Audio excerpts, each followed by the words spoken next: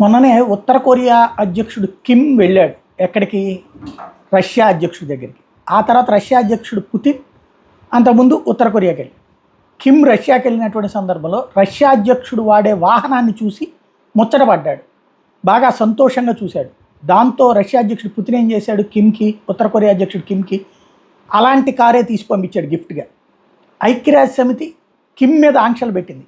కిమ్కి అసలు ఉత్తర కొరియాకి ఎట్లాంటి వాహనాలు ఎక్స్పోర్ట్ చేయకూడదు, ఎలాంటి వాడడానికి వీలేదు. ఎందుకంటే అక్కడ ప్రజలు అన్నార్తులైపోయారు, ఆకలితో అలమటిస్తుంటే కిమ్మేమో అక్కడ సంపాదన అంతా తీసుకొచ్చి ఇలాంటి వాహనాలు వాడి విలాసాలకు ఖర్చు పెట్టుకుంటున్నాడు అన్నటువంటి ఉద్దేశంతో ఆంక్షలు పెట్టింది. ఆంక్షల్ని పట్టించుకోలేదు రష్యా, అక్కడికి పంపించేసింది. ఇప్పుడు దాంతో అమెరికా దీన్ని తీవ్రంగా ఖండిస్తూ ప్రెషర్ చేయడం ప్రారంభించింది. ఇప్పుడు అమెరికా ఐక్యరాజ్య సమితి మీద ప్రెషర్ చేస్తే ఐక్యరాజ్య సమితి ఏం చేయగలుగుతుంది? ఎందుకంటే వీటో పవర్ ఉన్నటువంటి దేశం రష్యా.